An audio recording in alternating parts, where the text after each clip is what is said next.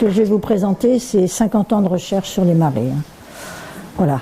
Donc les marées, ça peut être ça, on passe. Ça peut être ça aussi, avec, en parlant d'ondes.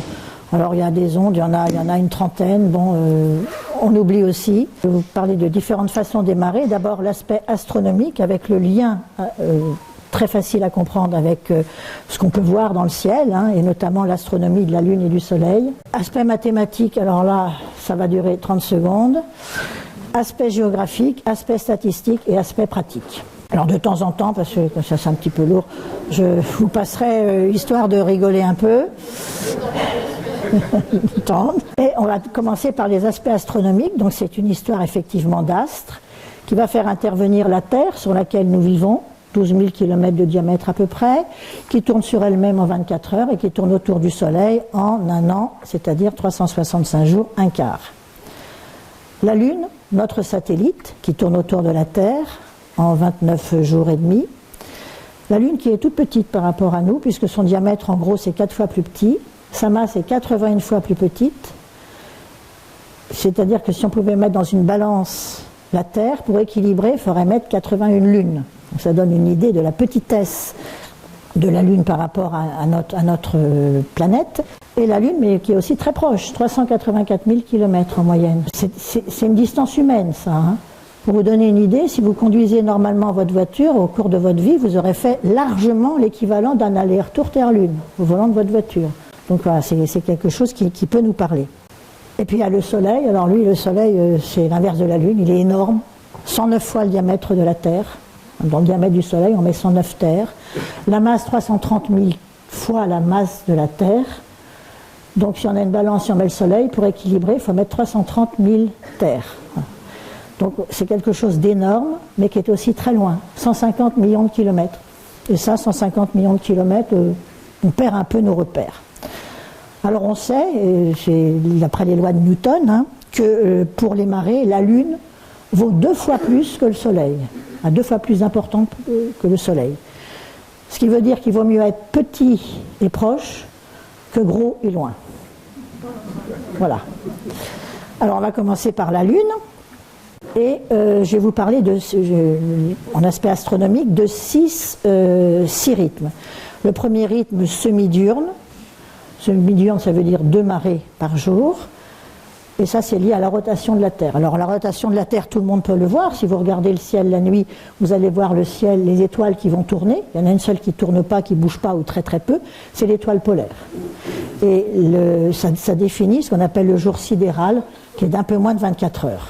Mais c'est plus facile de regarder le jour, et vous allez voir la course du Soleil, et le Soleil fait un tour de nous, c'est nous qui faisons, c'est nous qui tournons, mais on a l'impression que c'est le Soleil qui tourne autour de nous, et ça se fait en 24 heures, ce qu'on appelle le jour synodique. Alors ça, ce mouvement, ce rythme va définir les marées hautes et les marées basses. Alors si on prend aujourd'hui, le 9 juillet 2024, un bon annuaire du marée va vous donner l'heure de la marée basse et marée haute, et va vous donner la hauteur. Alors, les heures sont généralement exprimées maintenant en heure légale, donc actuellement on est en TU plus 2, temps universel plus 2 heures, et les hauteurs sont données en cote marine. Et la cote marine, pour ce qui est des cartes marines, c'est le niveau des plus basses mers possibles, coefficient 120. Et pour les cartes terrestres, c'est pour ça que je vous ai mis le marégraphe de Marseille. Pour les cartes terrestres, c'est le 0 de Marseille qui sert de référence. Mais non, en marin, côte marine, c'est le niveau des plus basses mers. Donc si on traduit les chiffres de l'annuaire des marées, on va avoir une courbe qu'on appelle sinusoïdale. En clair, c'est en montagne russe, quoi. Et si on habille un peu la courbe, on va voir que là où il y a marqué PM, c'est les pleines mers, BM, c'est les basses mers. Quand on passe d'une pleine mer à une basse mer, on appelle ça le jusant, et d'une basse mer à une pleine mer, on appelle ça le flot. Et vous regardez que, si vous regardez un petit peu pour aujourd'hui, la hauteur des pleines mers et des basses mers, c'est pas la même. Ça varie d'une basse mer à l'autre. Donc ça, on va évidemment l'expliquer. Alors pour expliquer facilement ce premier rythme, on va supposer un cas un peu idiot, mais bon, pourquoi pas. La Terre est isolée, on est tout seul dans l'univers. Bon, il y a des chances qu'on n'ait pas été là d'ailleurs. Et si la Terre était isolée, les seules forces qui vont s'exercer à la surface de la Terre, c'est les forces de pesanteur. Celles qui font que, la gravité, hein, c'est celles qui font que si on saute en l'air, on va assez vite retomber par terre. À supposer qu'il y ait de l'eau sur cette planète, il y aurait partout la même hauteur d'eau, donc il n'y aurait pas de marée. L'eau prendrait la forme d'une couronne. Bon, il se trouve qu'on n'est pas tout seul, on a la Lune à côté de nous. Donc on prend la Terre, on prend la Lune, on les maintient immobiles. Et à ce moment-là, la Lune va exercer une force d'attraction, va exercer sur la Terre une force d'attraction et vice-versa d'ailleurs. Hein. Et cette force d'attraction va déformer la surface de l'eau, lui faisant prendre, en exagérant complètement, la forme d'un œuf dur qu'on coupe en deux dans le sens de la longueur. C'est-à-dire que vous avez plus de blanc, plus d'eau du côté de la Lune. Bon, la Terre et la Lune ne sont pas immobiles, donc maintenant on les lâche, hein, chacun fait son petit business, la Terre qui tourne sur elle-même, la Lune qui tourne autour de la Terre. Et s'il n'y avait que la force d'attraction, ça fait quand même 4 milliards et demi d'années que la Lune nous tourne autour, bon, on aurait dû se rencontrer depuis longtemps. Alors on sait d'ailleurs que la Lune s'échappe de 2 à 4 cm par an de nous. Donc c'est l'inverse qui se produit. Donc en fait, il y a, alors je ne vais pas vous faire la démonstration physique parce que ça prendrait un quart d'heure, mais il y a une force opposée, qu'on pourrait appeler une force d'inertie, et qui procure en fait un équilibre, et on a deux bourrelets, un dirigé vers la Lune, un autre à l'opposé. C'est le plus difficile à comprendre, c'est ça. Si vous avez compris ça, les marées après, ça va être très facile. Donc on a deux bourrelets, un dirigé vers la Lune et un autre en sens opposé. Donc on a deux marées hautes et deux marées basses, comme on l'a vu aujourd'hui dans l'exemple d'aujourd'hui. Donc voilà ce que ça donne. Quand vous avez beaucoup d'eau, c'est la pleine mer. Quand vous n'avez pas beaucoup d'eau, c'est la basse mer. La Terre tournant sur elle-même en 24 heures. Mettons qu'on parte au temps T, on aura une pleine mer. T plus 6 heures, on aura une basse mer. Plus midi, plus 12 heures, on aura une pleine mer. Plus 18 heures, on aura une basse mer. Et au bout de 24 heures, on aura de nouveau une pleine mer. Vous êtes d'accord? Vous avez tort. Vous avez tort parce que si c'était ça, il n'y aurait pas eu besoin de s'embêter avec les annuaires des marées. Bon. Donc, c'est pas faux ce que je vous dis, mais c'est un pas pour aller vers la vérité. Donc effectivement, on peut avoir 2 marées hautes et 2 marées basses par jour, mais pas toujours. Et si on prend là, dans les marées qui viennent, le 14 juillet, vous voyez qu'on n'a que 3 marées. Et si vous regardez en rouge, la pleine mer du 13 juillet le soir, elle est à 23h57. Il n'y en a pas le 14 juillet, parce qu'elle a lieu le 15 juillet à 0h48 du matin. Donc on a sauté, il y a des jours où on saute les marées. Alors ça, quelquefois, ça perturbe les gens. C'est quelqu'un qui avait acheté pour la première fois un annuaire, puis elle m'a dit, écoute, je crois que je me suis fait avoir parce que tu m'avais dit qu'il y avait 4 marées par jour, et il y a des jours où il n'y en a que 3. Donc je l'avais rassuré quand même. Donc en fait, vous voyez qu'il y a un décalage quotidien. Et le décalage, dans l'exemple ici, vous voyez, il est de 46 minutes et 61 minutes entre le 13 et le 15 juillet. Alors pourquoi y a-t-il un décalage? Dans le schéma que je vous ai fait tout à l'heure, je n'ai pas tenu compte du fait que la Lune, elle tourne autour de la Terre, elle n'est pas immobile dans le ciel. Et la Lune se déplace en moyenne de 13 degrés par jour. En moyenne. Donc, si on reprend, si on regarde ce qui se passe en 24 heures, donc là j'ai très exagéré l'angle, pour qu'on voit bien, c'est 13 degrés dans la réalité.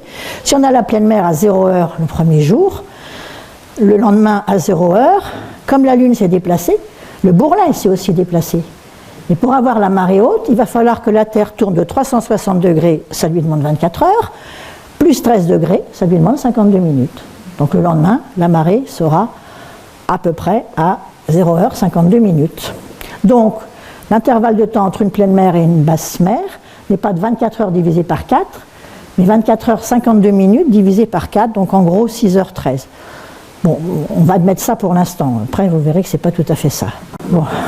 Donc, si on a la pleine mer à 0h, on aura la basse mer à 6h13, de nouveau une pleine mer à 12h26, une basse mer à 13h39 et le lendemain à 0h52. Voilà, donc c'est déjà, on tient compte déjà du fait qu'il y a un décalage. Alors si on regarde maintenant ce qui se passe sur à peu près 15 jours, donc ça c'est quelque chose que vous avez noté si vous allez à la pêche, notamment à la pêche à pied pied. Mettons qu'on soit en nouvelle lune, on a le premier jour la pleine mer à 0 heure. On aura ensuite, 15 jours après, une pleine mer à midi 08.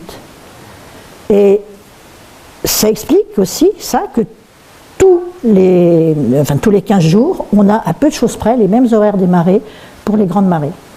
L'exemple, le 6 juillet, c'est 7h22, 7h le 21 et 7h17 le 4 août. Bon, vous voyez que ça, on reste dans les mêmes eaux.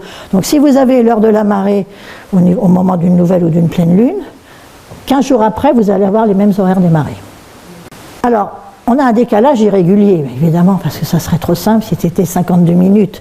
Si on regarde dans la vraie vie, on va voir que dans l'exemple là du mois de juillet, pour Trébeurdin, on a un décalage qui varie entre 33 minutes et 74 minutes. Les 52 minutes, c'est une moyenne. Et moi, j'ai pas mal étudié les marées sur Saint-Malo, là, pour le labo. Et ben, ça varie pour Saint-Malo. J'ai trouvé les extrêmes, c'était 20 minutes et 2h15. Donc voilà, donc les 52 minutes, c'est une moyenne. Alors en fait, ça serait 52 minutes si tout tournait rond dans l'univers. Bon, il n'y a pas grand-chose qui tourne rond, sur Terre non plus d'ailleurs. Et donc, si l'orbite de la Lune était un cercle, ça serait effectivement régulier. Or, l'orbite de la Lune n'est pas un cercle, mais une ellipse. J'ai un peu forcé la dose, là, quand même, pour bien voir la différence. Au plus proche, c'est 356 000 km, au plus loin, 406 000 km. Ça, c'est quelque chose qui a été découvert par Kepler, qu'on appelle d'ailleurs la loi des airs de Kepler, air, le mot ancien pour surface. Il s'était rendu compte que lorsque la Lune était plus proche de la Terre, elle accélérait son mouvement. Et lorsqu'elle était plus loin, elle décélérait, c'est-à-dire elle allait moins vite. Et on appelle ça la loi des airs parce que les surfaces interceptées dans le même laps de temps sont les mêmes. Donc c'est une des explications, il y en a d'autres qui sont compliquées, je vous donne celle-là parce qu'elle est assez facile à comprendre. Donc voilà, on a vu le premier rythme, qui était le rythme semi-diurne. On va maintenant voir le deuxième rythme, qui lui est bimensuel, et qui va nous expliquer pourquoi la mer ne monte pas toujours au même niveau. Et ça, c'est lié aux phases de la Lune. Dans les phases de la Lune, bon, vous connaissez, s'il y en a qui jardinent, c'est ce qu'on va appeler la Lune croissante et décroissante. Hein. La Lune croissante de la nouvelle à la pleine Lune et décroissante de la pleine Lune à la nouvelle Lune. Et on a les phases de Lune qui se succèdent en 29 jours et demi, ce qu'on appelle la révolution synodique. Et ça va nous expliquer ce qu'on appelle les vives eaux et les mortes eaux. Grande marée ou petite marée, traduit en langage plus populaire. Donc voilà une photo, je suis assez fière de cette photo parce que je l'ai prise par hasard, je passais, et elle était très intéressante parce qu'on voit ce qu'on appelle les laisses de mer. La laisse de mer, c'est ce que la mer va laisser à pleine mer. Et en l'occurrence, c'était des algues. Et on voit 1, 2, 3, 4, 5, 6, 7, 8, on voit 10 niveaux successifs atteints par la mer. Et là, quand j'ai pris la photo, de jour en jour, la mer montait moins haut. Donc ça, c'est assez rare d'avoir une belle laisse de mer. Et coup de peau, je passais en plus, c'était pile la pleine mer. Je ne l'ai pas fait exprès, mais bon, j'étais quand même contente. Donc pour expliquer ça, il faut maintenant introduire le Soleil, dont on a dit qu'il valait pour 2 fois moins, mais 2 fois moins, c'est quand même important. Et si on regarde les marées du mois de juillet, là, donc ce mois-ci, pour Trébeurdin, on voit un peu en accordéon, et on voit que lorsque la mer monte très haut, elle descend très bas. Lorsqu'elle monte moins, elle descend moins aussi. Et on sent qu'il y a un peu comme un rythme. Hein. Et on a une symétrie par rapport à une ligne qu'on appelle le niveau de mi-marée. C'est-à-dire que si vous venez tous les jours à mi-temps entre la pleine mer et la basse mer, vous verrez la mer au même niveau. Et donc les variations se font de part et d'autre de cette ligne de mi-marée, de ce niveau de mi-marée. Alors en habillant le schéma, on va se rendre compte qu'on peut donner quelques définitions. ME, c'est morto, petite marée. VE, c'est vivo, grande marée. Et lorsqu'on passe d'une petite marée à une grande marée, c'est ce qu'on appelle le revif. La mer renaît. Voilà, elle va avoir une amplitude plus grande. Et lorsqu'on passe d'une vivo à une morto, c'est ce qu'on a appelé le déchet. Parce que le déchet, c'est ce que la mer laissait. On appelait ça du déchet autrefois. On sait aujourd'hui que c'est de l'or pour l'estran, hein, c'est gage de bonne biodiversité. Mais bon, on avait appelé ça déchet. On se rend compte aussi que le maximum de la marée de la Vivo ou le minimum de la Morteau n'est pas le jour de la pleine lune, enfin des phases de lune. Il y a un décalage qui est en gros de 36 heures pour ici, pour nous, pour le Trégor. Hein. On l'expliquera un petit peu plus tard. Donc on va expliquer les phases de lune, bon, que vous connaissez, c'est normalement du niveau de... Si on apprend ça en CM2, mais tous ne l'apprennent pas apparemment. Donc on va prendre la première phase de lune. Alors le code couleur, c'est que le soleil, il est en orange, oui, ça ressort bien, la Terre est en vert et la lune est en bleu. Et lorsqu'on a ce cas de figure, nous, de la Terre, on va voir la face de la lune qui n'est pas éclairée. On ne voit pas la lune, c'est ce qu'on appelle la nouvelle lune. C'est la lune noire sur les calendriers des postes, par exemple. Et on va marquer les forces telles que définies précédemment. Les forces dues à la lune, bah, évidemment en bleu, force d'attraction, force d'inertie. Et en orange, celle due au soleil. Comme ils sont dans le même plan, mais je vais faire les flèches 2 fois plus petites. On voit que les forces s'additionnent. Résultat, la mer va monter très haut et va descendre très bas.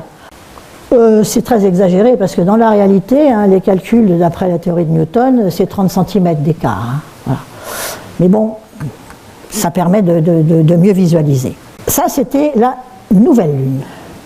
Une semaine plus tard, on va avoir le premier quartier.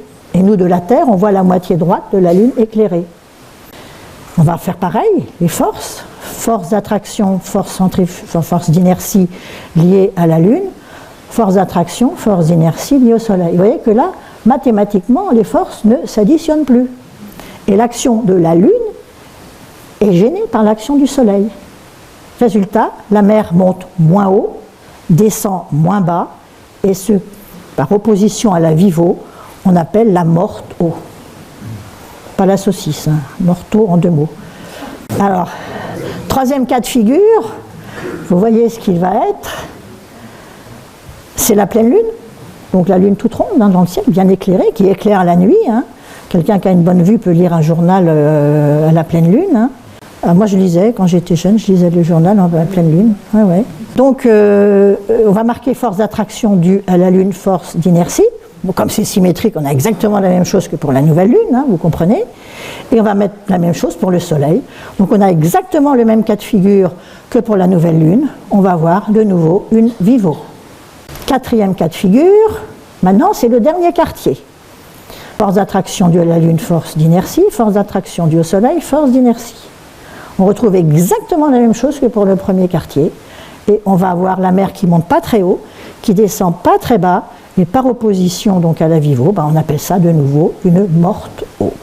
Donc successivement, on aura nouvelle lune Vivo, premier quartier morteau, pleine lune Vivo, dernier quartier morteau, et ainsi de suite, tous les mois. Si on reprend le marégramme de Trébordin, voilà, on retrouve bien ce qu'on a vu, hein, les liens entre les phases de lune et les vives eaux et les morteaux. Alors là, je vous ai dit, la mer, elle monte beaucoup, elle descend peu, bon, etc. C'est du qualitatif. Et l'école hydrographique française, au XIXe siècle, a défini quelque chose qui est bien pratique, qui est le coefficient de marée. Et parce que ça a été inventé par l'école hydrographique française, les Anglais et le Commonwealth et le monde entier, finalement, n'a pas adopté le coefficient de marée. Mais c'est très pratique parce que c'est un chiffre.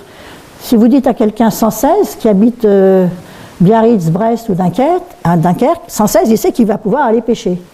Si vous lui dites, moi j'ai une marée de quelqu'un de Biarritz, oh, bah, je suis content, j'ai une marée de 5 mètres. S'il dit ça à quelqu'un du baie du Mont-Saint-Michel, il se met à rigoler. Parce que lui, une grande marée, c'est plus de 12 mètres, quoi. Donc c'est bien parce que c'est vraiment quelque chose qui est universel, à part qu'il n'y a que les Français qui l'utilisent. Alors, c'est un chiffre qui varie entre 20 et 120. 20, c'est la morteau exceptionnelle, la plus petite marée qui soit. Dans la réalité, d'ailleurs, c'est même pas 20, c'est 22, mais on dit 20. 120, c'est la Vivo exceptionnelle. 70, c'est entre les deux, c'est ce qu'on appelle la marée moyenne. Et puis on a la morteau moyenne, la Vivo moyenne. Et on parle de mortaux quand le coefficient est plus petit que 70 et de vivaux quand le coefficient est plus grand ou égal à 70. Et j'appuie sur le égal parce qu'on en reparlera à la fin. Alors, ce marégramme qu'on avait, si on met le coefficient de marée, on a exactement la même chose. Le revif, le déchet, la vivo, la morteau, le décalage de 36 heures avec les phases de lune, etc. Donc, et après, avec ça, on va pouvoir, et moi c'est ce que j'ai fait des statistiques. On peut faire avec un coefficient de marée, pas avec des hauteurs d'eau, c'est pas possible. Donc voilà, donc on a vu déjà deux mouvements, on va dire les deux principaux. Un mouvement qui se fait en 24 heures et un autre qui se fait en un mois. On va maintenant passer au troisième rythme, semestriel, c'est-à-dire tous les 6 mois. Et ça, c'est lié à la déclinaison du Soleil. Alors, bon, si vous observez un peu les saisons, vous savez que le Soleil ne se lève pas à l'est déjà, il se lève vers l'est. Mais selon les saisons, il peut se lever, chez nous, si on parle en angle, entre 53 et 127 degrés. Et surtout, la hauteur du soleil n'est pas la même. Et vous savez qu'en hiver, le soleil est bas, ce qui est très gênant d'ailleurs quand on conduit en voiture. Hein. Et en été, le soleil est haut. Voilà les chiffres pour nous, c'est 18, 41 et 64 degrés en été. Donc ça va la hauteur du soleil, qui n'est pas la même, ça va avoir des conséquences pour les marées, et c'est ce qu'on appelle les marées d'équinoxe. On a tous entendu parler. Alors voilà les coefficients de marée. Là maintenant on va parler uniquement en coefficients. Hein. Donc là c'est des coefficients. Et vous voyez qu'on a des forts coefficients hein, qui sont largement plus de 110 au voisinage du mois de mars, puis au voisinage de septembre-octobre. Et de même que vous avez les plus petites marées, c'est dans les mêmes eaux. Les tout petites mortaux, ça va être à la même saison, vers le mois de mars et septembre-octobre. Alors vous pouvez dire, bon, 2024 c'est une année particulière, pas du tout. 25, 26, 27, je peux vous en mettre des kilomètres comme ça, j'ai rentré 5 siècles de données de marée. Alors, bon voilà, ça marche toujours. Alors, c'est quoi les équinoxes? Les équinoxes c'est le moment où on a l'égalité du jour et de la nuit, mais pour les marées, et en astronomie, la caractéristique des équinoxes, c'est que le soleil est à la verticale de l'équateur, alors qu'au solstice, il est à la verticale soit du tropique du Cancer, au mois de juin, soit au niveau du tropique du Capricorne, au mois de décembre. Et en fait, plus le soleil est proche du plan de l'équateur, plus ça lui renforce un petit peu, si vous voulez, son potentiel. Donc l'action du soleil est renforcée au voisinage des équinoxes et diminuée au voisinage des solstices. Donc ça, on va pouvoir le voir là. L'équinoxe de printemps, le soleil est à la verticale de l'équateur, donc latitude 0 degré. C'est la latitude de l'équateur, c'est 0 degré. Et au moment des solstices, il est à la verticale des tropiques, plus 23 degrés 26 minutes et moins 23 degrés 26 minutes, je vous fais grâce des secondes. Hein. Ce qui fait que quand on regarde une carte géographique, un globe, on se dit mais pourquoi qu'ils n'ont pas mis le tropique à 25 degrés, ça serait plus commode que 23 degrés 26. Non, mais ça correspond à quelque chose. Hein. C'est pas forcément pour embêter les élèves, mais c'est parce que le soleil est à la verticale à 23 degrés 26 minutes. Donc, l'action du soleil est renforcée au voisinage des équinoxes, hein, le pouce vers le haut, vert, et diminuée au voisinage des solstices. Alors, si on regarde maintenant les coefficients de marée d'équinoxe, c'est sur 5 siècles, hein, vous voyez que les marées d'équinoxe, ça va de 102 à 120. Alors, quand vous avez 120, bingo, ça c'est un bon coefficient. Mais vous avez des coefficients de marée d'équinoxe loupés qui ne sont que de 102. Alors pourquoi? Ça va être le 4e rythme. Alors si on regarde les marées d'équinoxe du 21e siècle, on voit d'abord un rythme de 4 ans et demi, à peu près. Hein. Et si on regarde les très belles marées, les 119, on en a eu un en 2015, 21 mars 2015, le prochain c'est en 2033, ensuite 2051, 2055, 2068, 2090, 2091, ça c'est le 119, Et alors le 120, il est là. Il va falloir s'accrocher pour certains là. Je ne suis pas sûre d'y arriver, parce que ça sera le 25 mars 2073. C'est toujours au mois de mars. Je vous expliquerai pourquoi. Donc voilà. Bon, ceci dit, entre 120 et 119, bon, la différence est minime. À marée haute, vous ne voyez pas trop, surtout si la mer est agitée. Donc en fait, des marées du siècle, bon là, si on met 119 et 120, bon, vous en avez 5, 6, 7 par siècle. Alors maintenant, pourquoi les valeurs de vives eaux, elles varient? Ça, c'est le 4e rythme. Ça, il est joli, celui-là. C'est un rythme quadriennal, donc tous les 4 ans. En fait, c'est tous les 4 ans et demi. Et c'est lié à la distance Terre-Lune. Il y a des moments où vous allez voir, donc 406 000, elle va nous paraître plus petite, et 356 000, elle va nous paraître plus grosse. Et la différence de diamètre, c'est 14%. C'est pas rien, c'est 1/7. Et bien évidemment que lorsque la Lune est proche de nous, elle est plus grosse, mais elle va aussi plus attirer. Et ça va être ce qu'on appelle les marées de périgée. Périgée, c'est le point le plus proche de la Lune sur son orbite autour de la Terre. Alors, on va prendre 3 cas de figure. C'est les coefficients de marée donc en 2027. En janvier, vous voyez que ce sont les marées de pleine lune. Là, la marée de pleine lune qui est plus forte que la marée de nouvelle lune. Pleine lune, c'est le rond blanc. Vous voyez? Au mois d'avril, on a égalité des coefficients. Et au mois d'août, c'est les marées de nouvelle lune qui sont plus fortes que les marées de pleine lune. Le rond noir, c'est la nouvelle lune. Alors ça, c'est pour dire, parce que ça fait, dans les marées, dans les livres sur les marées, il y a eu pas mal de perles, et notamment, il y en avait qui disaient, les marées de pleine lune sont toujours plus fortes que les marées de nouvelle lune. Non, mon capitaine, un exemple, vous prenez n'importe quelle année, vous allez avoir ces 3 cas, dans n'importe quelle année.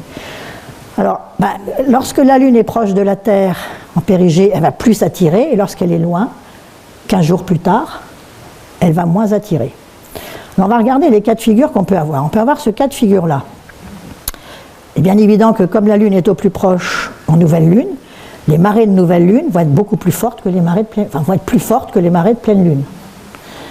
Maintenant, si on a ce cas de figure, la Lune est à égale distance en nouvelle et en pleine Lune, on va avoir l'égalité. Vous êtes d'accord?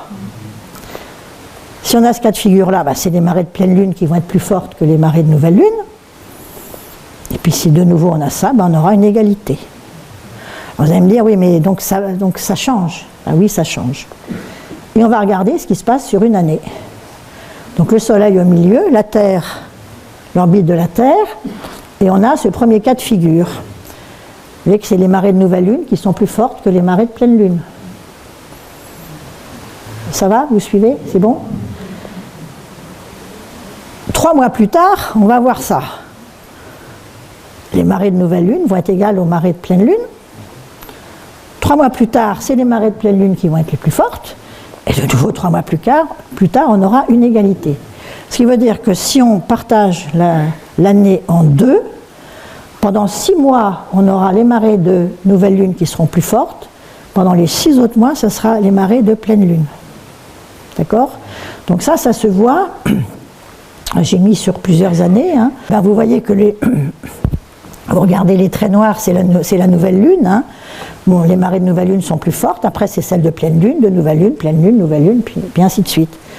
Mais en fait, ce n'est pas tout à fait 6 mois. Parce que si c'était 6 mois, ça voudrait dire qu'on aurait des caractères annuels. Et ce n'est pas tout à fait 6 mois. Pourquoi? La Lune, c'est l'astre le plus compliqué. Ça paraît simple, mais c'est l'astre le plus compliqué qui soit. Tout simplement, c'est que la ligne que je vous ai montrée, là, la ligne qui joint la pleine Lune, j'ai fait une translation, mais elle regarde toujours dans la même direction. Dans la vraie vie, c'est pas ça. La vraie vie, cette ligne qu'on appelle la ligne des absides, elle est animée d'un mouvement qui la fait bouger, dans le sens inverse des aiguilles d'une montre, de 3 degrés tous les 27 jours 55. En plus, c'est même pas 29 jours et demi, c'est vraiment bon.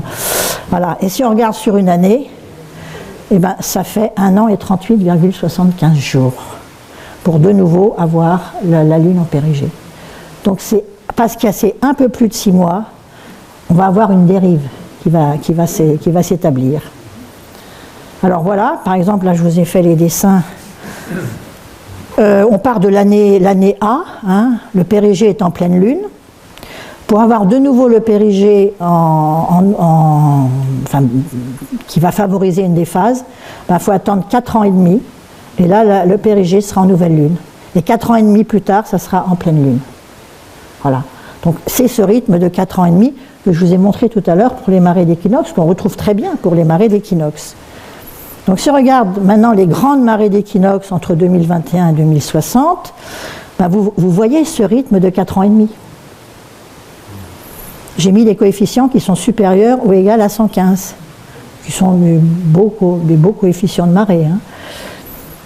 Et vous voyez que aussi, ça on l'expliquera, ça s'explique, que les marées de printemps sont plus fortes que les marées d'automne, d'équinoxe d'automne. Donc si on reprend ce schéma, ces statistiques donc sur 5 siècles, quand on a un très beau coefficient de marée, c'est que le périgée se retrouve au moment des équinoxes, en nouvelle ou en pleine lune. Et là, on va avoir, vous voyez que le coefficient le plus fréquent, c'est 115-116.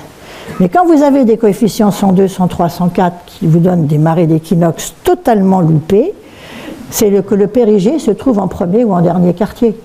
Les premiers et derniers quartiers, ce n'est pas des grandes marées, c'est des marées. Donc ça va jouer hein, pour les mortaux. Enfin, les mortaux, on s'en moque un peu. Hein, ce qui intéresse les gens, c'est les grandes marées pour aller pêcher. Il faut être lucide. Donc voilà, donc on a expliqué pourquoi les marées ne vont pas toujours monter à la même hauteur et pourquoi il y a des marées d'équinoxe qui sont loupées. Alors ça, c'est un rythme, celui-là, il fait pas mal à la tête du tout. Hein. Les marées d'hiver et d'été, est-ce qu'elles sont similaires au moment des solstices? Eh bien non. Et là, il y a un rythme qui est un rythme annuel et qui est lié à la distance Terre-Soleil. Je vous ai dit qu'on était tout à l'heure à 150 millions de kilomètres du Soleil. Bon, ça varie entre 149 et 152 millions. Hein. Et ça va vous expliquer les marées d'été, les marées d'hiver. Alors, lorsque la Terre est au plus proche, c'est le 3 janvier. C'est aux alentours du 3 janvier.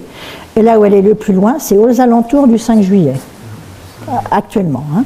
Et donc, le Soleil, il est un peu plus gros le 3 janvier que le 5 juillet. Alors, on ne s'en rend pas compte parce que c'est 14% hein, pour le diamètre de la Lune. Là, c'est 3,4%. Puis en plus, le Soleil, vous ne pouvez pas le regarder, mais les astronomes professionnels, qui ont des coronographes, ils adaptent en fonction justement de la distance. Hein. Donc l'action du Soleil sur les marées va être un peu renforcée au voisinage du 3 janvier, donc en hiver, et va être diminuée aux alentours du 3 juillet, lorsque le Soleil est au plus loin de nous, et donc les marées vont être diminuées. Mais c'est après, une fois qu'on a compris le truc, c'est quand même relativement facile à expliquer. Donc le 3 janvier, ça renforce l'action du Soleil, et le 3 juillet, ça le diminue. Et donc ça, ce graphique vous montre la distance Terre-Soleil sur une année. Hein, c'est le trait rouge, sur lequel j'ai marqué les points, le point le plus proche, c'est le 3 janvier, le point le plus lointain, c'est vers le 3 juillet, bon, ça dépend si on a une année bissextile, etc., mais c'est aux alentours d'eux. Et vous voyez que le solstice d'été, au solstice d'été, le Soleil, il est très loin. Donc l'action du Soleil va être diminuée au solstice d'été, mais il va être renforcé au solstice d'hiver, parce que là, le Soleil, hein, c'est l'étoile jaune que vous avez à droite, va être renforcé parce que là, le Soleil est beaucoup plus proche de nous. Ce qui veut dire qu'on n'a pas une égalité entre les marées d'hiver et les marées d'été. Et ça se voit dans les statistiques. Hein. En janvier, donc là c'est les statistiques toujours hein, sur 5 siècles, hein, au mois de janvier, le coefficient le plus fort que vous pouvez avoir, c'est 113. Les marées de Vivo, hein. En rouge c'est les marées de Vivo, en vert c'est les marées de Morteau. alors qu'au mois de juin, le maximum c'est 108. C'est-à-dire que vous pêchez plus, en principe, enfin, en tout cas l'estran va plus se découvrir en janvier qu'en juin. Et on peut voir une autre différence, hein, si on regarde maintenant les coefficients de marée au mois de mars, les marées de Vivo, c'est au mois de mars, et au mois de mars seulement que vous pouvez avoir un coefficient de 120, 119 ou 118. Le maximum, et ça c'est statistique sur 5 siècles, donc ça va, c'est bon, le maximum qu'on peut avoir en septembre, c'est 117. C'est pourquoi les marées d'équinoxe de printemps sont plus fortes que les marées d'équinoxe d'automne. Il n'y a pas égalité. Et le dernier rythme, celui-là, il est un peu costaud. C'est un 6e rythme qui se fait tous les 18 ans et qui va vous donner, une de ses principales caractéristiques, c'est que ça va vous donner des records, mais des records par le bas. Donc on ne parle jamais des records par le bas. Moi, je trouve que c'est intéressant d'en parler quand même. Et donc, c'est lié à la déclinaison de la Lune. Vous vous souvenez, le Soleil qui est à la verticale des tropiques, au solstice, et qui passe par l'équateur au moment des équinoxes. On a la même chose avec la Lune, à part que la Lune, c'est l'astre, comme je l'ai dit, le plus compliqué. Et vous allez avoir ce que le Soleil fait en un an, la Lune le fait en 27,2 jours. Oui, parce que la Lune, elle tourne beaucoup plus vite autour de la Terre. Donc le rythme, c'est 27,2 jours. Donc il y a des moments où on va avoir, comme pour le Soleil, la hauteur du Soleil entre 18 et 64 degrés. Mais comme elle est un peu vicieuse la Lune, il y a des moments où ça va être beaucoup plus grand, ça va varier entre 13 et 69, et d'autres moments, ça va varier entre 23 et 59. Ça, c'est la complexité de la Lune. Donc ça va vous expliquer une inégalité du, je ne vais pas en parler, mais ça va vous expliquer les records par le bas. Donc en fait, c'est exactement le même schéma que pour les saisons, à part que c'est la Terre qui est au milieu, c'est la Lune qui tourne autour. Et vous avez des moments où la Lune, si vous regardez la Lune de droite, elle est à la verticale du tropique du Cancer, à gauche, elle est à la verticale du tropique du Capricorne. Mais ça se fait en 27,2 jours. Et il y a des moments où on va passer par l'équateur. Le tout en un mois, en à peine un mois. Donc c'est ce qu'on appelle, ça porte un nom compliqué, mais ce qui est compliqué dans la Lune, c'est que, donc là c'est en janvier 2026, hein, c'est que les bornes ne sont pas les mêmes, ne sont pas constantes comme pour le Soleil. Alors je vais passer rapidement, mais pour le Soleil c'est le trait rouge, et pour la Lune ça va varier entre le trait violet et le trait vert. Il y a des années où la Lune va monter très haut à 28 degrés, donc plus elle est haute, moins l'action de la Lune va être importante. Et des moments, 9 ans plus tard, où la Lune ne montera qu'à 18 degrés. Et à ce moment-là, l'action de la Lune va être renforcée. Voilà. Alors ça se voit, là je vous ai mis la déclinaison de la Lune entre 2021 et 2028. Ouais, on voit que c'est le maximum vers 2025, donc l'année prochaine. Hein. Si on regarde maintenant sur 40 ans, on va voir ce rythme de 18,6 ans. Et si on regarde sur le 21e siècle, voilà, c'est régulier, puis comme ça, on peut mettre des kilomètres de données, ça va être exactement pareil. Et ça, donc j'y reviendrai tout à l'heure dans les aspects statistiques, mais ça va vous expliquer ce qui va se passer l'année prochaine, qui va être assez intéressant pour les marées. Aspect mathématique, alors ne partez pas. Équation du premier degré. Et ça, c'est la formule à mettre en lettres d'or pour les marées. Ce n'est pas les trucs que vous avez avec les équations à rallonge, ça c'est une équation très simple, mais qui, pour nous, est très concrète. M, c'est ce qu'on appelle le marnage. En clair, la dénivellation entre la pleine mer et la basse mer. En clair, de combien la mer va monter et descendre. Bon, 2, c'est 2. U, c'est l'unité de hauteur, qui est fixe pour un port donné, mais qui varie géographiquement. Et C, qui est le coefficient de marée, qui est universel, enfin, uniquement pour les Français, hein, mais qui varie tous les jours. Donc, si vous restez toujours au même endroit, vous connaissez votre U, et pour ici Trébeurdin, mais c'est valable aussi pour l'île Grande, hein, et puis pour Saint-Michel-en-Grève, le U est de 4,2. Donc l'équation M égale 2UC devient M égale 8,4C. Donc si vous avez un coefficient de 20, le marnage sera d'1,68 m. C'est-à-dire que si je suis à marée basse et si je reste au même endroit, je suis noyé, moi, voilà. Mais les grands, ils ont la vie sauve. Hein. Si le coefficient est de 120, ça sera 6 fois plus, c'est-à-dire 10 mètres 0,8. Et oui, c'est les mêmes proportions, de 1 à 6, de 1 à 6, on va retrouver. Donc voilà, c'est ça qu'il faut savoir, et ça vous permet de calculer vous-même la marée à l'endroit où vous êtes.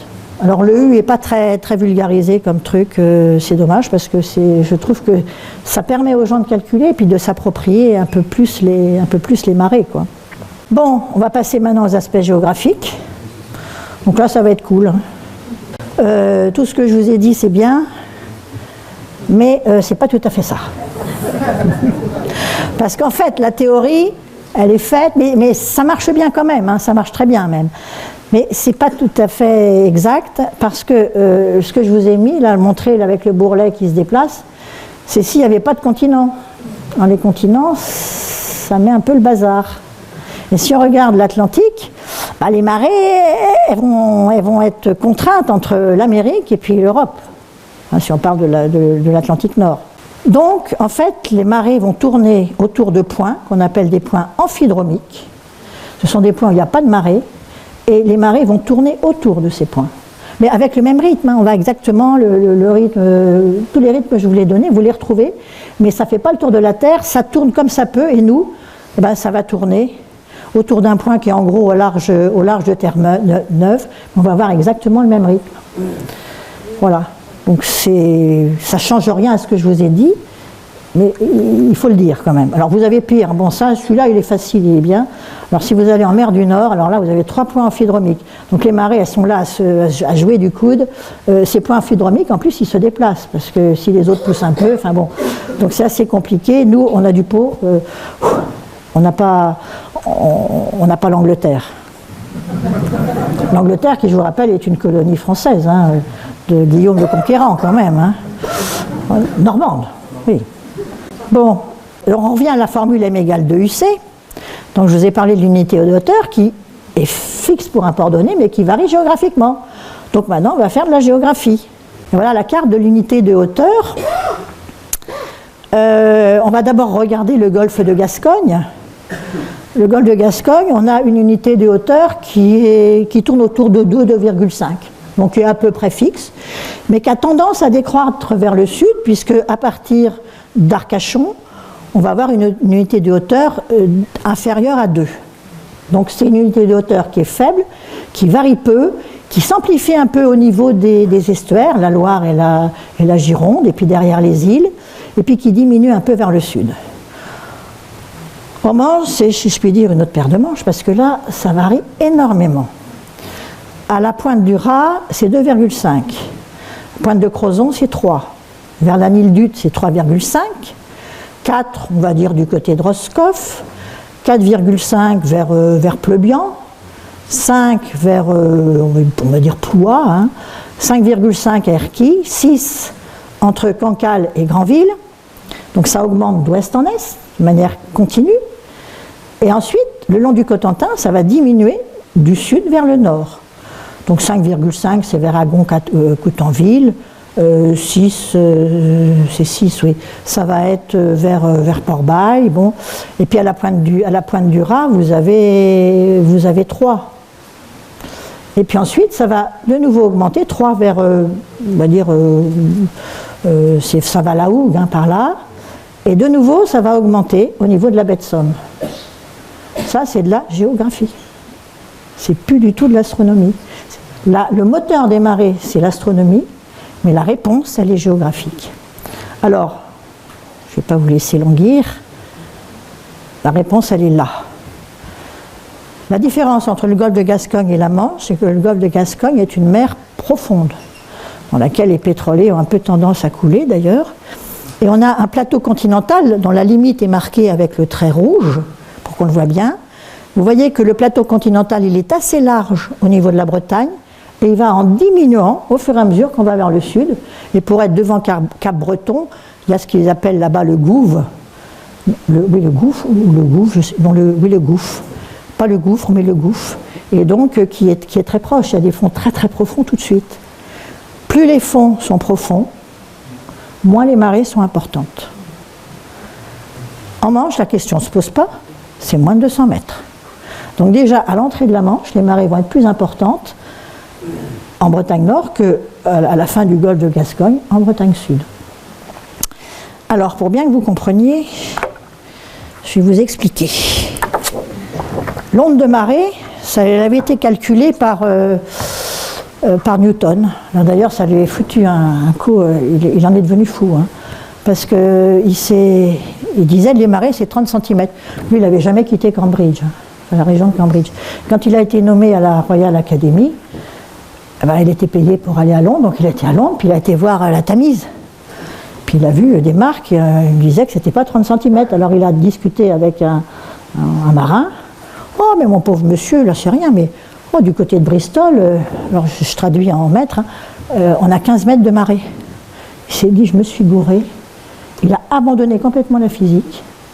Il a versé dans la transmutation des métaux. Enfin bon, il est devenu complètement maboule. Il allait à toutes les réunions de la Royal Academy. Il n'a jamais pris la parole. La seule fois, il fallait qu'il vienne pour qu'il touche sa paye. Hein. Et la seule fois qu'il a parlé, c'était pour dire qu'il avait froid et qu'il voulait qu'on ferme la fenêtre. Voilà, ce que disent les annales anglaises. Bon, donc le pauvre, j'ai toujours une petite pensée émue pour lui. Donc effectivement, au milieu de l'Atlantique, on le sait maintenant avec les satellites, c'est 30 cm. Mais quand notre onde va arriver au niveau du golfe de Gascogne, enfin au niveau d'un plateau continental, l'onde, normalement, elle se déplace comme ça en pleine mer. Mais elle va être freinée à l'avant, parce que les fonds sont moins profonds. Donc ma main gauche, là, va aller moins vite que ma main droite. Et résultat, l'onde se cambre. C'est les marées qui augmentent.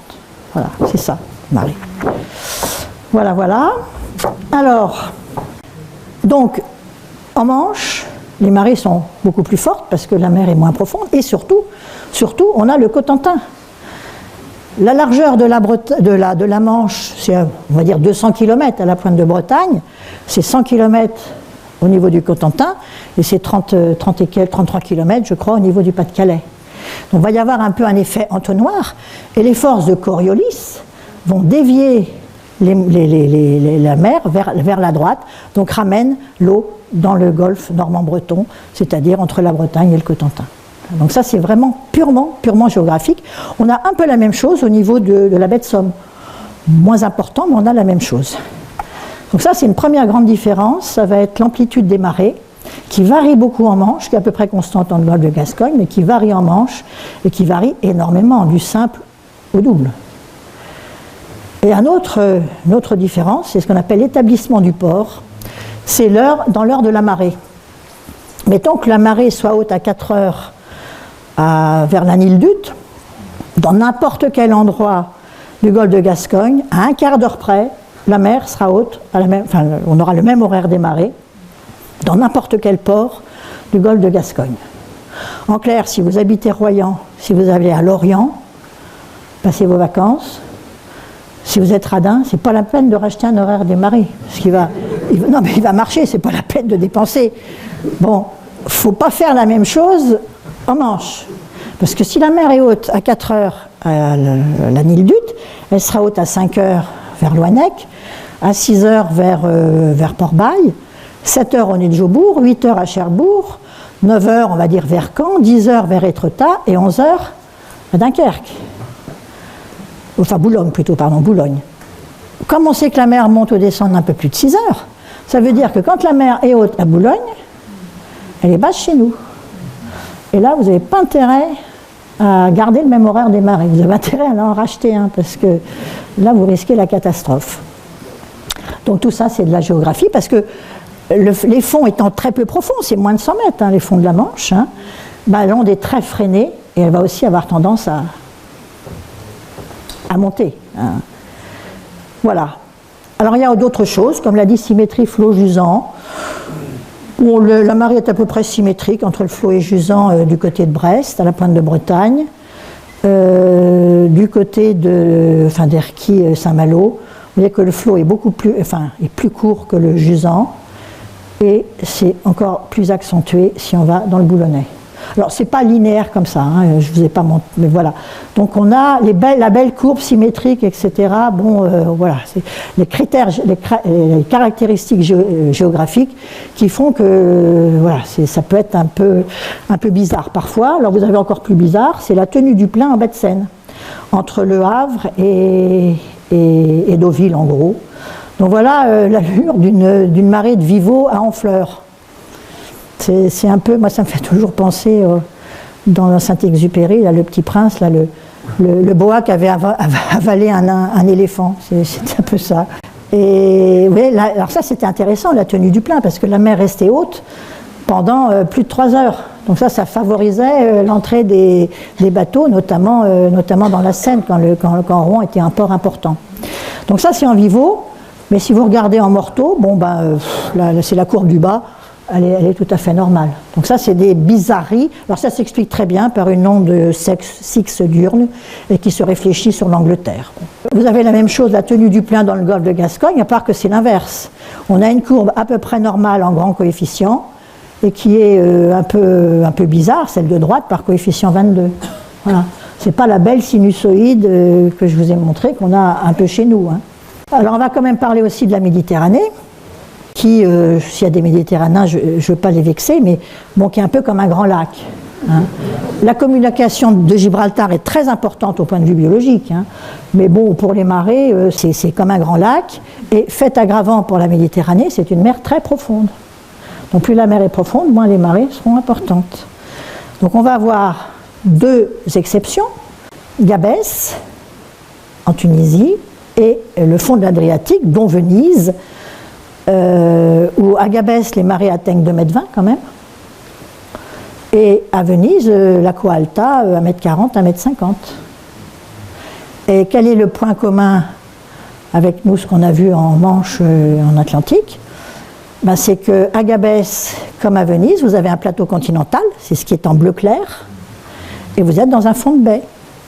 Ce qui fait les marées importantes, c'est quand vous êtes dans un fond de baie, où vous va être piégé, et quand vous avez devant un plateau continental. Bon, alors les marées, chez nous, si on prend Banyuls, c'est là où il y a le plus de marées. Bon, alors le 21 mars, vous voyez, c'est coefficient 120, nous on avait 10 mètres ici, ils avaient, 18 cm. Bon. Et puis en morteau, alors là c'est un peu n'importe quoi, hein. Et la mer Noire, ben, la mer Noire, alors j'ai été voir les marées pour aujourd'hui à Sébastopol. Il y a des marées, hein, vous avez le même rythme de 6 heures et quelques, mais l'échelle, elle est en mètres. Donc les marées, ça va être 4 cm la basse mer et 8 cm la pleine mer. Je ne sais pas pourquoi ils s'embêtent à calculer les marées, mais enfin bon, ils les calculent. C'est intéressant de voir que c'est le même rythme que nous, hein. Voilà. Bon, alors, ailleurs sur Terre, ouais, il n'y a pas que chez nous que les bateaux vont à la côte. Alors, les marnages maximaux, donc j'ai mis c'est à l'échelle du globe, hein. Donc en bleu, c'est les marées inférieures à 1 mètre. Bon, vous voyez que c'est, allez, on va dire peut-être les 3/4 des côtes, hein, au niveau mondial. Vous voyez en Méditerranée, c'est moins de 1 mètre, mais vous avez du rouge. De 1 à 10 mètres, ben, le rouge, c'est Gabès et c'est le fond de l'Adriatique. Alors, les points jaunes, là, c'est les plus de 10 mètres. Alors là, c'est les Jeux Olympiques des marées. Alors, vous avez, donc il y a quelques points, ça se compte sur les doigts des 2 mains, hein. Vous en avez d'abord au Canada, en baie d'Hudson. Vous avez en baie de Fundy, hein, au nord, enfin au sud du Québec. Vous avez la baie de Californie, l'Amazone, la baie de l'Amazone. Et en Amérique latine, c'est Puerto Gallegos, donc c'est pas loin de la Terre de Feu. En Europe, 2 points, la baie de Bristol et la baie du Mont-Saint-Michel. Ensuite, il faut aller en Australie, point jaune. Alors je ne sais plus, je crois que c'est la baie de, je ne sais pas si c'est pas la baie de Newton. Vous avez en mer de Chine et vous avez en mer d'Okhotsk en Russie. Donc vous voyez, il n'y a pas énormément de points où les marées dépassent 10 mètres, hein. Alors si on fait le podium olympique, médaille d'or, c'est la baie de Fundy, au sud du Canada, hein. Médaille d'argent, la baie de Bristol, et médaille de bronze, c'est la baie du Mont-Saint-Michel. Dans le baie du Mont-Saint-Michel, ils disent les marées les plus fortes d'Europe. Bon, on peut le dire maintenant avec le Brexit, hein, remarquez. Bon, ça facilite, mais bon, non, la baie de Bristol c'est 15 mètres et nous c'est 14 mètres 40. Quoi, voilà. Donc il faut être honnête, il faut rendre à César ce qui appartient à César. Donc, mais nous sommes quand même sur le podium, hein, puis l'essentiel c'est de participer. Alors, les types de marées. Donc moi, je vous ai parlé des marées qu'on a chez nous. Donc, qui sont les marées à rythme semi-diurne, c'est-à-dire qu'on a 2 marées hautes et 2 marées basses par jour. Alors, le type, le port type, c'est Brest. Mais vous voyez quand même qu'il y a une légère inégalité diurne. De deux marées hautes consécutives ne vont pas avoir tout à fait la même hauteur. Hein. Donc on a une légère inégalité, mais bon, donc les marées semi-diurnes, c'est tout le nord de l'Arctique, c'est la façade européenne, c'est l'Afrique, sauf dans la partie nord-est. Bon, c'est l'Amérique latine, c'est l'Amérique du Nord, et puis quelques endroits vers l'Australie et vers l'Indonésie. Donc ça, c'est les marées qui collent bien à ce que je vous ai dit. Après, là, vous avez des marées qui sont un peu baroques. C'est le type semi-diurne à inégalité diurne. Vous avez bien 2 marées hautes et 2 marées basses par jour, mais si vous regardez, vous allez avoir une marée qui va monter très haut, qui va descendre très bas, et juste après, une qui monte très peu, qui descend peu. Et puis de nouveau, avec une grande amplitude, et ainsi de suite. Bon, ça s'explique par des réflexions d'ondes, etc., mais ça échappe quand même à moi ce que je vous ai dit. Hein. Nous, on a du pot, c'est qu'on est vraiment dans le cas où la théorie s'applique bien, quoi. Donc c'est ce qui est en violet, ben c'est en gros c'est la côte américaine du Pacifique, c'est vers l'Arabie Saoudite, et puis pas mal aussi vers l'Asie. Alors en jaune, c'est le type diurne, ce qu'on a par exemple au Vietnam, hein, donc c'est ce qu'on appelle les marées d'Aussonne. Vous avez une marée haute et une marée basse par jour. Mais alors vous voyez que là, la règle de 1 à 6, ça marche pas très bien. C'est vers le milieu, puis vers les 2 extrémités, lorsqu'on est en quartier, bon, les marées elles partent en vrille. Hein. Voilà. C'est pas régulier. Donc là, je ne me hasarde même pas à vous expliquer, je ne me suis pas penché sur le truc d'ailleurs. Et puis après, vous avez le type mixte. Alors en clair, c'est la poubelle, quoi. Ceux qu'on ne sait pas trop classer. Et donc c'est un peu du n'importe quoi. Voilà. Donc là, j'aime mieux pas avoir à vous l'expliquer. Hein. Bon, on va passer maintenant aux aspects statistiques. Alors les aspects statistiques, ben voilà, par exemple les coefficients de marée sur 5 siècles. Donc ben, on voit que les marées en vert c'est des marées de Morteau et en rouge c'est des marées de Viveau. Donc on peut faire des courbes cumulatives, donc c'est intéressant pour les biologistes. Moi, il y en a souvent qui me le demandent pour savoir à tel niveau de marée quel est le pourcentage d'immersion, etc. Ça c'est toutes les marées toujours non là celle-là c'était sur 3 siècles que j'avais fait, j'ai déjà fait il y a longtemps. Et vous voyez par exemple que les marées du mois de mars, hein, c'est par ordre, les marées du mois de mars ressemblent beaucoup aux marées de septembre. Hein. Puis les marées de janvier ressemblent beaucoup aux marées de juin. Hein. Donc ça c'est mois par mois, tous les coefficients. Là c'est mois par mois, mais en prenant uniquement les vives eaux et les mortes eaux, donc le maximum et le minimum, de minimum et de maxima par mois. Et pareil, on a une bonne symétrie entre janvier et juin et entre mars et septembre. Alors après on peut mettre les coefficients de marée, alors j'en ai comme ça des kilomètres, hein. Je vais pas vous en donner beaucoup. Là c'est classé par coefficient et par saison. Donc le vert c'est le printemps, l'orange c'est l'été, le rouge c'est l'automne et le bleu c'est l'hiver.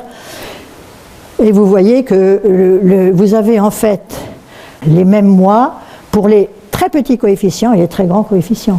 Ce que je vous disais tout à l'heure, on voyait au moment des équinoxes, quand vous aviez des très grandes marées, vous aviez en même temps, après, des très très petites marées.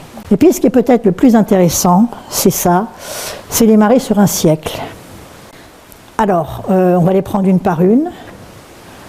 Les vives eaux, une vive eau, on a vu, c'est l'action du soleil plus l'action de la lune. Donc si on va avoir une belle vive eau maximale, il faut que le soleil y soit à son maximum et que la lune soit aussi à son maximum. Donc il faut que ce soit très favorable. Et ce qui ressort, c'est le rythme de 4 ans et demi. qui est liée au périgée qu'on a vu tout à l'heure. C'est la courbe que vous avez en haut, en rouge. Voilà. Si maintenant on veut voir les vives eaux minimales chaque année, alors j'ai pris une vive eau la minimale au XXIe siècle, ben pour avoir le minimal, il faut que l'action du Soleil soit minimale et que l'action de la Lune soit minimale elle aussi. Et là, ce qui va ressortir, là on voit les deux rythmes. Le rythme de 18 ans qu'on a vu, c'était la déclinaison de la Lune, sur lequel se superpose le rythme de 4 ans et demi. Et l'année est là, ce sont ces années-là, donc quand vous avez les minimums, que vous allez voir des marées en juin, des marées de Vivo, qui ne feront que 70. Et ça se produit tous les 18 ans. Maintenant, si on regarde les mortaux, c'est l'action de la Lune moins l'action du Soleil. Si on veut un morteau avec un tout petit coefficient, il faut que la Lune soit minimale et le Soleil soit à son maximum.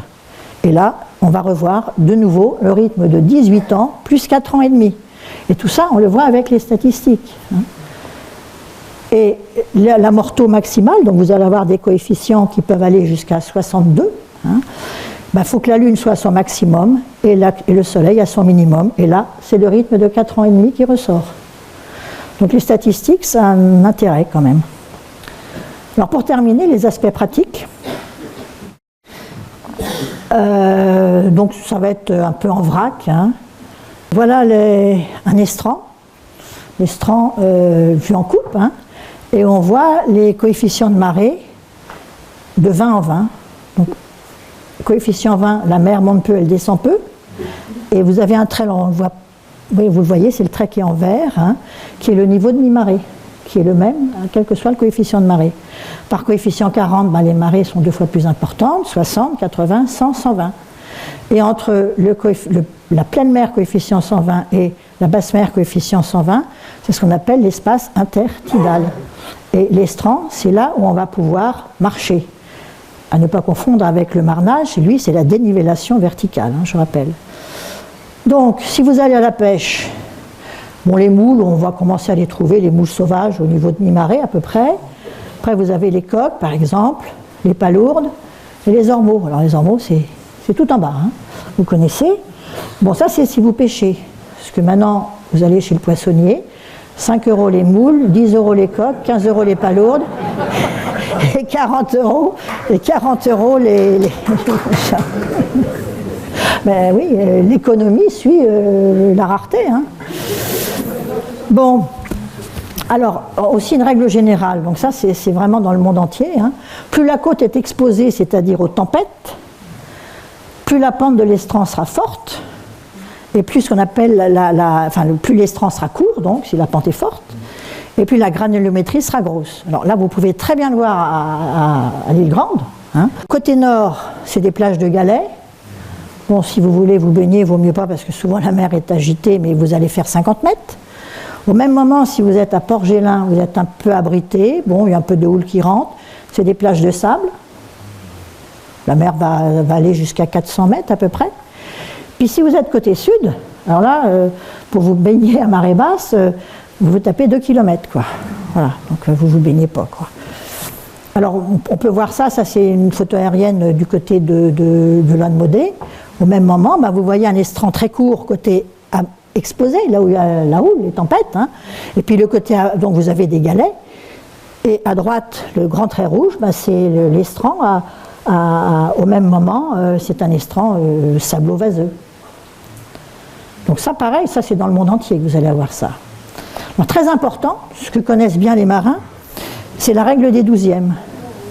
Les marins, ils savaient calculer. Tous les marins, et notamment les capitaines dans leur bateau, ils n'étaient jamais à la barre, les capitaines. Ils étaient toujours dans leur cabine à faire tous les calculs qu'il fallait, le point, etc. Et donc, quand on va rentrer dans un port, c'est quand même important de connaître la règle des 12e, surtout quand vous êtes dans un port que vous ne connaissez pas. Et donc, la règle des 12e, elle est très simple.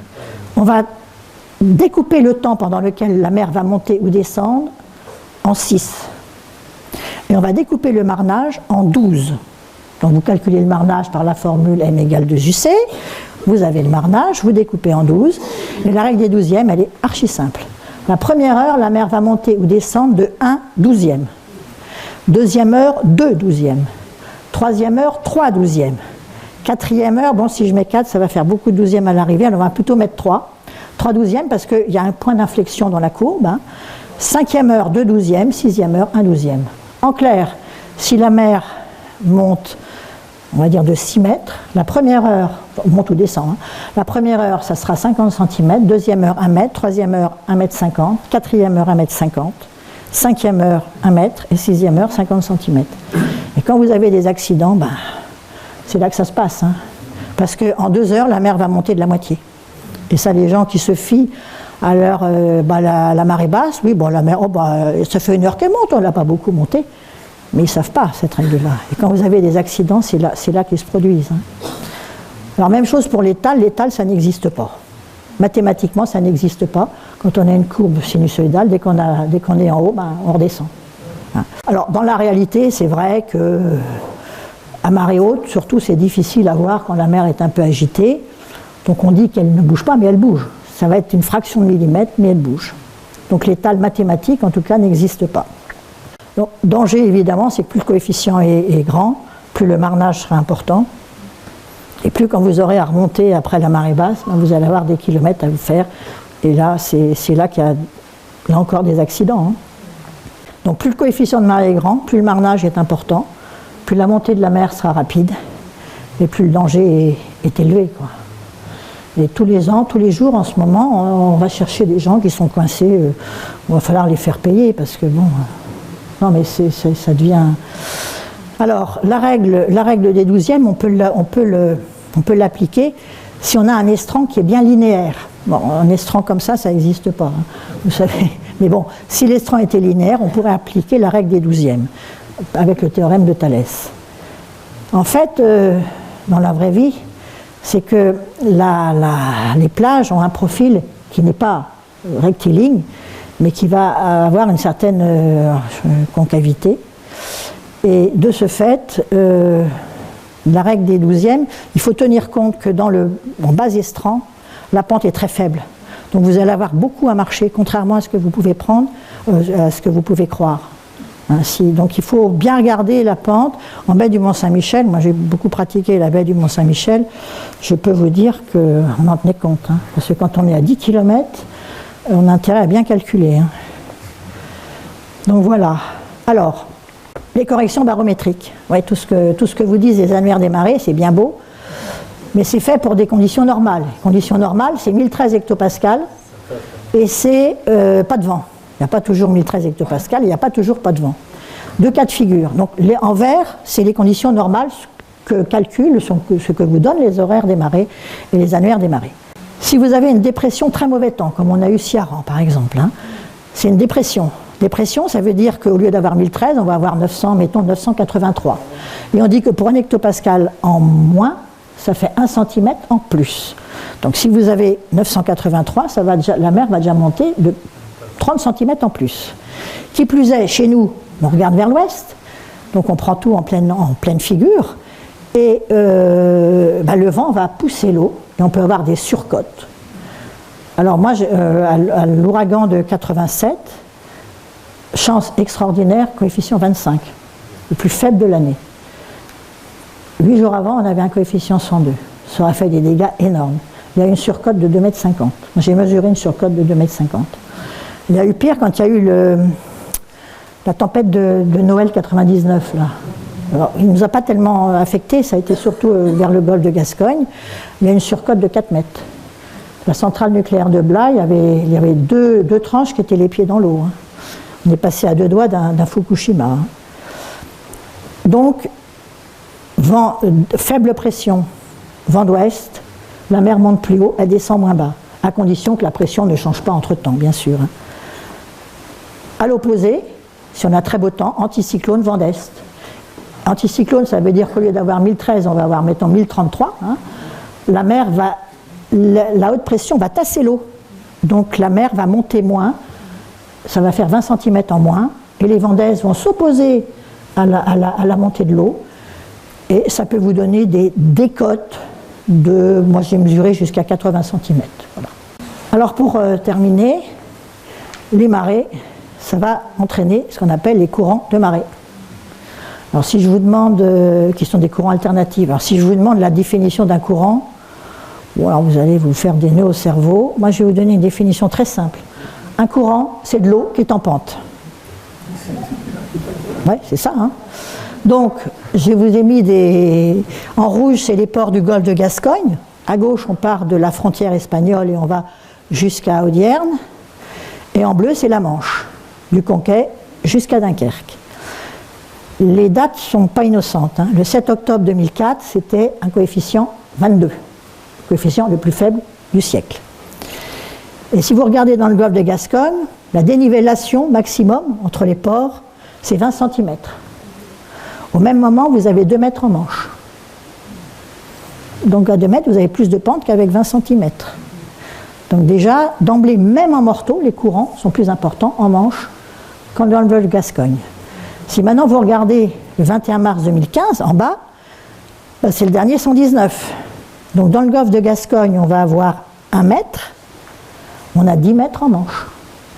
Et donc les courants sont d'autant plus forts que le coefficient est important.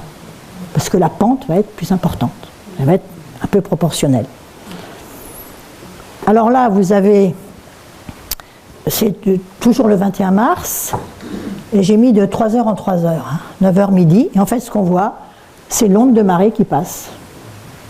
Voilà, elle est maximum à 9h, on va dire du côté du Cotentin, elle est vers le Touquet, Boulogne, 3 heures après. De nouveau, l'onde de marée va se former au Conquet, et 3 heures après, elle est maximum vers Saint-Malo. C'est l'onde de marée qui passe devant vous. Voilà. Donc on peut, bon, moi j'avais, quand j'avais des étudiants, je leur faisais calculer un peu les coefficients, bon je vais passer. Et au mois de mars 2025, l'année prochaine, il y aura un gros truc sur les marées au planétarium. Je n'ai pas encore la date, ça sera probablement vers le 15 mars. Voilà. Donc rendez-vous à ce moment-là. Il y aura, alors ça, on parlera de record par le bas, mais c'est intéressant. Voilà. Donc voilà ce que je pouvais vous dire sur les marées. Rapidement, j'ai un peu...